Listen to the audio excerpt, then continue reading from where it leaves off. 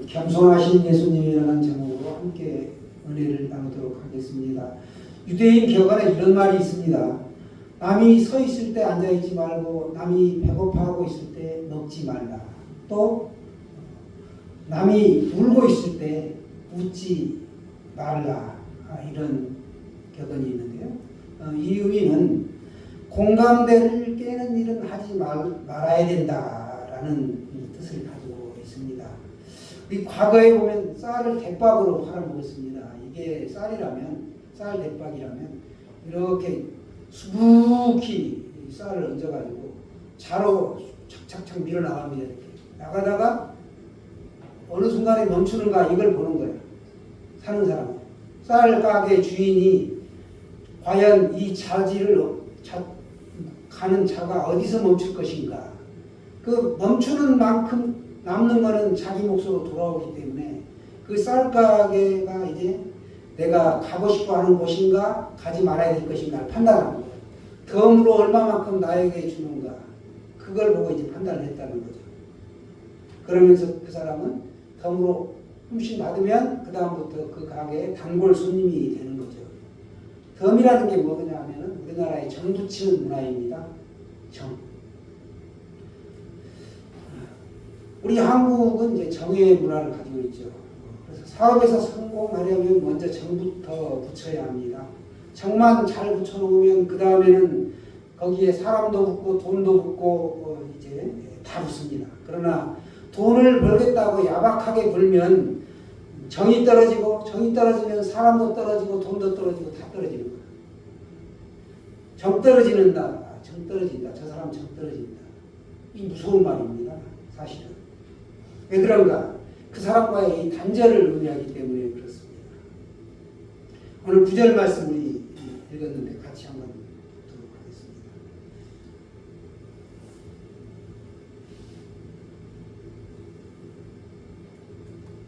시작. 그때 예수께서 갈릴리 나사렛으로부터 와서 요단강에서 요한에게 세례를 받으시고 아멘. 예수님은 겸손하게 요단강에서 세례 요한에게 세례를 받으셨다라는 겁니다. 세례라는 것이 원래 이방인들이 유대교로 개종을 하게 되면은 그때 이제 죄를 씻어야 했습니다. 죄를 씻으려면 원래 성전에 들어가서 속죄 제사를 드려야 되는데 할례받지 않는 이방인은 성전에 들어갈 수가 없었습니다. 그래서 만든 제도가 이방인도 죄를 씻을 수 있도록 물세례를 베풀었습니다. 그런 전통이 있었죠. 그러니까 물세례는 할례받지 않는 이방인들에게 행하던 것이었다라는 거죠. 그런데 세례 요한은 이 물세례를 유대인들에게도 요구한 것입니다. 이방인들에게만 요구한 것이 아니고 똑같이 요구했다는 거예요. 죄인이면 유대인이나 이방인이나 차이가 있을 수 없다라는 것이죠. 그래서 예수님도 세례 요한에게 겸손하게 세례를 받았습니다. 왜 그런가? 이방인들과 죄인들과 자신들을 동일시하기 위해서 그랬다는 거예요. 즉 공감대를 만들기 위해서 했던 것이죠. 이 정붙이기 작업 그 밑바탕에는 뜨거운 사랑이 깔려 있었습니다. 오늘 11절에 보시면 하나님께서 내가 너를 기뻐한다 이렇게 말씀하시죠. 공감대를 만드는 최고 방법은 빌립보서에 나오는데 자기를 비워 종의 형체를 가지사 또 자기를 낮추시고 죽기까지 복종하셨다. 자기를 비웠다. 자기를 낮추었다. 예수님이 이 두 가지 모습이 나타납니다.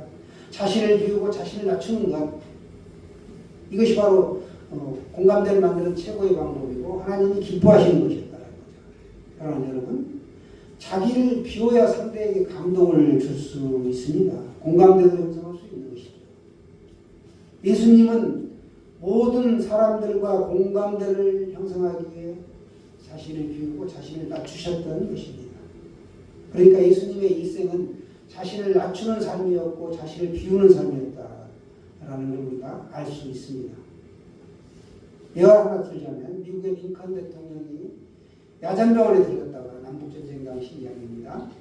중화상을 입고 안면이 붕대로 감겨져 있는 병사 옆에 가서 앉았습니다. 그리고는 내가 도와줄 일이 없느냐라고 물었죠. 그때 병사가 숨을 몰아쉬면서 고향에 계시는 어머니에게 내가 편지를 쓰고 싶습니다. 이렇게 얘기합니다. 링컨은 그 병사가 불러주는 대로 대피를 해줍니다.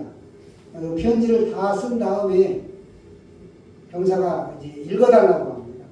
읽어주죠. 그리고 마지막에 미 합중국 대통령 에이브러햄 링컨 대서 이렇게 대필이라고 쓴 겁니다. 그것까지 읽어주자 병사가 깜짝 놀라면서 눈물을 흘리죠.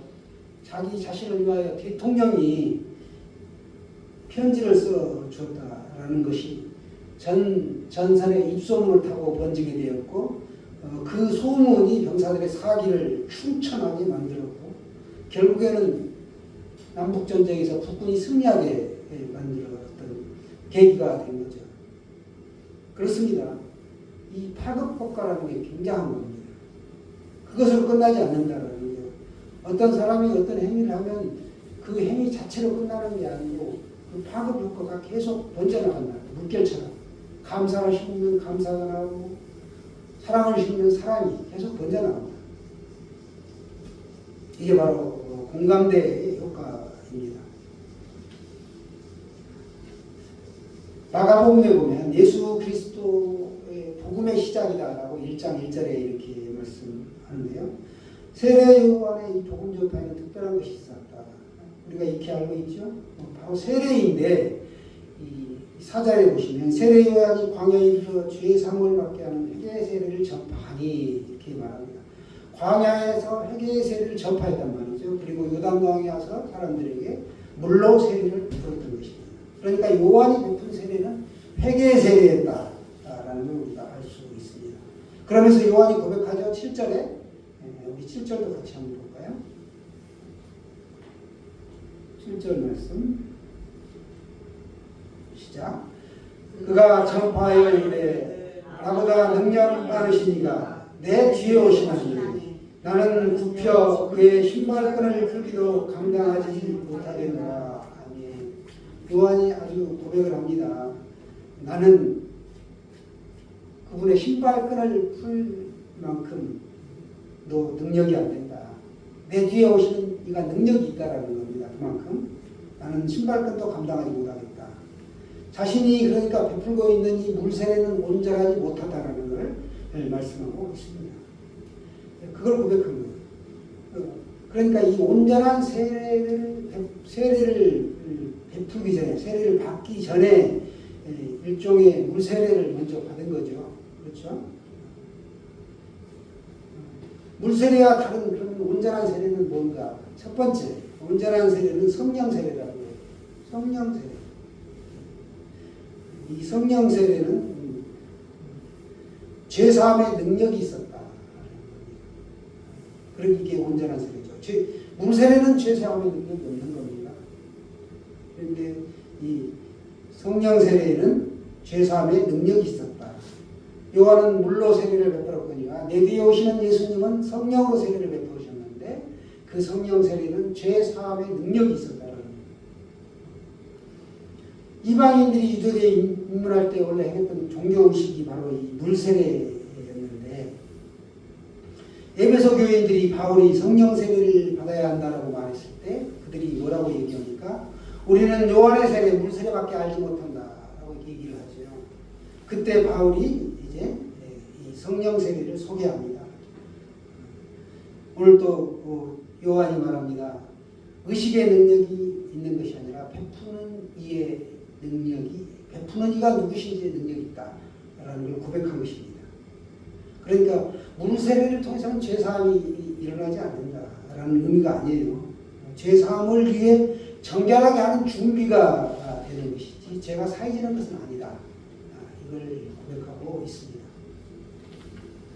물세례, 회개의 세례를 통해 내가 죄인이라는 걸 알게 된다. 율법을 통해서, 모세의 십계명을 통해서 우리가 죄인이라는 걸 스스로 깨닫는 것처럼 물세례를 통해서는 회개를 하게 되고 내가 죄가 있고 죄사함이 나에게는 필요하다라는 걸 깨닫는다는 거예요. 그러나 죄사함의 능력은 없다. 그러면 물세례가 그렇게 의미가 있다는 것입니다. 것이고, 그래서 우리는 정결하게 하는 그 동기를 부여받는다라는 걸 알 수 있습니다. 물세례는 그런 것입니다. 공동체에서 우리가 물세례를 받을 때 정결하게 살아가고자 하는 그 다짐들을 하지요. 그래서 우리가 죄로부터 멀어질 수 있는 그런 큰 힘이 되는 것은 사실입니다. 사랑하는 여러분, 우리는 물세례가 내 죄를 다 씻었다고 생각하면 안 됩니다. 우리는 오직 그리스도를 믿고 십자가에서 나의 죄를 사하기 위해 돌아가시고 부활하셨다라는 것을 믿을 때 나는 이제 성령 세례를 받는 거죠. 성령이 아니고는 내가 예수님을 주와 그리스도라고 고백할 수가 없다라고 성경은 명백하게 말씀하고 있습니다. 그러니까 어떤 의식이 죄를 사해 주는 것이 아니고 내가 사람들 앞에서 물세례를 받았다고 해서 내 안에 죄가 사라지고 내가 구원받은 것이 아니다. 내가 정결하게 살아야 할 가치를 알게 해주고 나는 구원받아야 할 존재구나라는 걸 깨닫게 해준다라는 겁니다. 온전한 세례를 나는 받아야 될 사람이다. 성령 세례를 받아야 된다라는 걸 깨닫게 해준다. 온전한 세례, 성령 세례는 죄사함의 능력이 있다. 두 번째는 성령의 임재가 있다. 온전한 세례는 성령의 임재가 있다. 요한이 예수님께 세례를 베푸는 장면은 어느 물세례와 다르지 않았습니다. 그러나 그곳에 하늘이 갈라지고 성령이 비둘기같이 임했다라고 성령의 임재를 말씀하고 있습니다. 갈라지다, 찢어버리다 그런 뜻이 있는데 새롭게 열다 이런 뜻이 있습니다. 자신이 죄인인 것밖에 깨달을 수 없는 불완전한 물세례, 구원할 수 없는 온전하지 않는 이 세례 시대를 찢고 새로운 세례 시대가 열렸다. 성령의 세례를 여신 것이다. 라는 거죠. 그리고 비둘기같이 임했다. 성령의 은사를 부어주셨다는 걸 알 수 있습니다. 성령은 온유하다라고 하죠. 통치가 미친다라는 거죠. 오직 성령께서 그 사람의 마음에 계실 때 비로소 온전함이 드러난다라는 걸 알 수 있습니다. 물세례에 없는 온전한 세례 가운데 임재하시는 성령 하나님만이 주시는 특별한 지식이 있는데 그게 바로 뭔가 베드로가 고백했죠. 주는 그리스도시요 살아계신 하나님의 아들이시니이다. 이 고백이 있다라는 거 우리 안에. 그래서 예수님이 구원자라는 것을 깨닫게 해주시고 오직 성령 하나님이 내 안에 임재해 주실 때만이 죄사함의 능력이 있고 성령이 나에게 임재이기 때문에 나는 더 이상 이제 세례가 필요 없죠. 마태복음 3장 11절에 말씀합니다. 나는 너희로 회개하기 위하여 물로 세례를 베푸거니와 내 뒤에 오시는 이는 나보다 능력이 많으십니다. 나는 그의 신을 들기도 감당하지 못하겠더라. 신발끈을 풀기도 감당하지 못하겠다. 그런 뜻이죠. 그래서 그 다음 이어지기를 그런 성령과 불러 너희에게 세례를 베푸실 것이다. 이렇게 말씀하였습니다. 물세례를 통해 회개한 사람이 죄가 실제로 사함을 받으려면 성령의 임재가 필요한데 성령이 임재하면 죄사함의 능력이 나타나고 그 다음에 나에게 불같은 성령의 능력이 나타난다라는 겁니다. 그래서 내 안에 은사가 불일 듯 활 타오르게 나타난다는 겁니다. 내 안에 잠재해 있는 성령의 능력으로 말미암아 내 안에 부어주신 은사가 불일 듯 일어난다는 겁니다. 이게 성령의 능력입니다. 그리고 나의 모든 죄를 불러 태워버리는 겁니다. 그래서 불같은 성령이라고 표현하고 있습니다. 이게 성령 자체의 능력이죠. 요한이 기도하고 기대했던 것은 자신이 베푸는 물세례와는 다른 완전한 세례, 정결해지기 위해 고백한 모든 죄를 사하고 능력을 베풀어 주시는 이 성령 세례를 주님께서 베풀어 주실 것이다. 내 뒤에 오시는 이가 그렇게 하실 것이다. 내가 하는 건 그러니까 죄를 깨닫게 해주시고 너희는 구원받아야 할 존재라는 것을 알게 해주시는 그런 세례에 불과하다. 그렇다고 물세례 같이 하는 건 아니죠. 그걸 말씀하고 있습니다. 마태복음에도 말씀하죠. 마지막 28장에 19절 20절 그러므로 너희는 가서 모든 민족을 제자로 삼아 아버지와 아들과 성령의 이름으로 세례를 베풀고 모든 민족을 제자로 삼아 이렇게 말씀하죠. 모든 민족을 제자로 삼아 이렇게 해라는 거예요. 세례를 베풀고 너에게 분부한 모든 것을 가르쳐 주시게 하라. 볼지어다 내가 세상 끝날까지 너희와 항상 함께 있으리라 하시니라. 이렇게 말씀하고 있습니다. 우리의 눈으로 죄를 사하신 예수님을 볼 수 없죠. 그렇죠? 능력을, 그리스도의 능력이 보이십니까? 못 보죠. 그렇죠? 볼 수는 없죠. 우리 눈으로 예수님과 우리가 하나 되어 있는지를 볼 수는 없다라는 겁니다. 그러나 주님께서 눈에 보이는 물 세례를 통해서 성령 세례의 능력, 삼위 하나님을 소망하게 한다라는 겁니다. 물 세례 너머의 성령의 임재, 성령의 세례가 행해질 때 우리가 죄사함 받고 성령의 임재가 충만하게 나타난다라는 걸 우리가 알 수 있습니다. 예수님은 죄가 전혀 없으시기 때문에 요한에게 세례를 받지 않으셔도 충분하셨습니다. 그런데 왜 세례를 받았느냐? 예수님이 가야 할 길과 모든 사람이 가야 할 길이 같기 때문에 그 길을 보여주신 것이고, 모든 사람에게는 죄사함의 은혜가 필요하다. 내가 대표로 받겠다 하고 받으신 겁니다. 너희도 이렇게 받아야 한다. 나의 모본을 따라서 행해라 라는 것을 몸소 보여주신 것입니다. 하나님이신 분이 무슨 죄가 있고 세례를 받을 필요가 있겠습니까? 그러나 모든 인류는 죄사함의 은혜가 필요하고 구원받아야 한다. 그것을 보여주시기 위해서 몸소 겸손하게 세례를 받으신 것입니다. 예수님도 세례를 받으셨기에 세상에 그 어떤 부귀와 영화를 누린다 해도 모든 사람들에게는 성령의 임재가 있는 온전한 세례가 필요합니다. 주님은 친히 그 대표자로서 오늘 겸손하게 모습을 보여주셨습니다. 그래서 세례가 주어질 때는 성부와 성자와 성령의 이름으로 이렇게 물을 찍어 바르면서 이렇게 하죠. 외적인 것이 중요한 것이 아니다. 세례를 받았는데 나는 물세례, 내가 받은 것은 물세례인가 봐요. 나는 성령 세례 받고 싶어요. 다시 받고 싶어요. 할 수가 있어요. 그렇지 않다라는 거죠. 우리가 삶으로 이렇게 예수 닮는 삶을 살아가면서 죄를 깨닫게 되고 예수님 가까이 이렇게 생활을 하다 보면 나는 이미 성령으로 변화된 사람이기 때문에 굳이 다시 받을 필요가 없다. 죄를 깨달았기 때문에 나는 받을 필요가 없다. 깨닫고 그런 성화된 삶을 계속 살아가기 때문에 더 이상 그 물세례에 연연할 필요가 없다라는 것이죠. 그러니까 구원받은 사람은 성령 세례를 받은 거예요. 다만 내가 어느 순간에 확 깨달음이 와가지고 크게 성령 세례를 받은 사람도 있고 그냥 미지근한 상태에서 계속 신앙생활을 하는 가운데 은연중에 받은 사람도 있고 그렇죠. 그래서 물세례는 유효합니다. 예수님은 물세례를 받으신 뒤에 광야에서 시험을 받으시죠. 고난과 유혹, 시험을 받았지만 말씀으로 이겼습니다. 우리에게도 이렇게 세례를 받고 신앙생활을 하지만 사탄으로부터 유혹이 있고 시험이 있다고 말이죠. 그러나 우리는 성령 하나님이 우리를 지켜주시고 보호해 주신다라는 사실입니다. 마가복음 1장 11절에 보시면 하늘로부터 소리가 나길 너는 내 사랑하는 아들이라 내가 너를 기뻐하노라 하시니라. 이렇게 하늘로부터 소리가 들렸다. 우리 보통 아버지는 아들을 사랑하죠. 그렇죠? 그래서 세상에 아들을 미워하는 그 부모는 없을 거예요. 정상이 아니죠. 만약에 미워한다면. 그래서 아들이 있으면은 유치원부터 초, 중, 고, 대학교까지 보내고 더 뭐 아들을 위하여 해줄 것이 없나. 늘 그렇죠. 부모 마음이죠. 하나님도 아들 예수를 이 땅에 보내시고 얼마나 마음이 아프셨겠어요. 기다리다가 도저히 인류가 구원할 길이 안 보이는 거예요.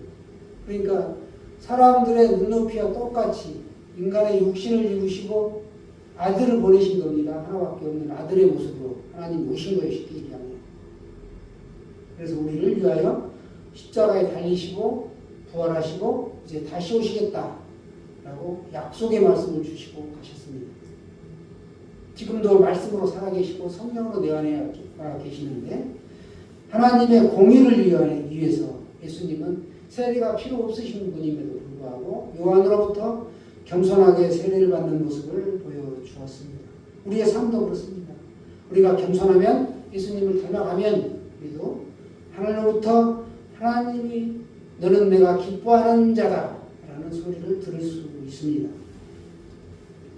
본래 이스라엘은 구원받지 못한 율법에 사로잡힌 백성들이었습니다.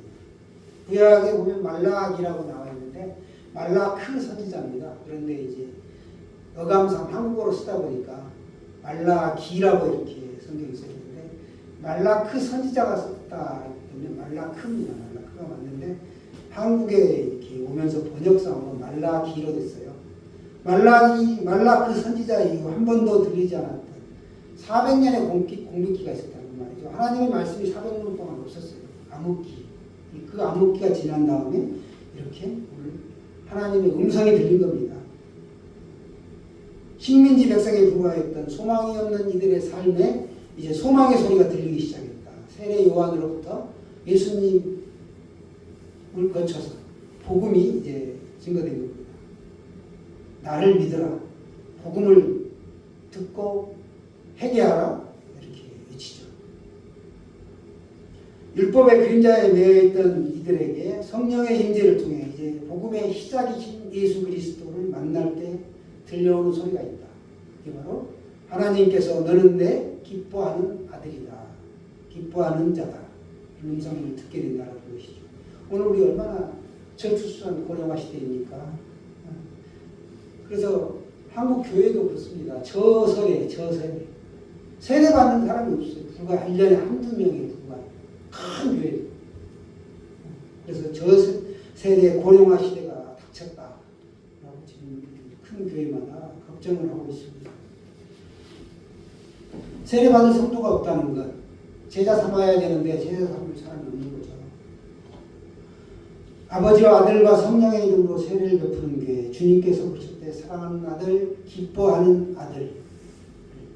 이런 아들이 되려면 예수님 닮는 겸손한 삶이 우리에게 꼭 필요합니다. 그런 교회, 그런 성도 되시기를 축원합니다.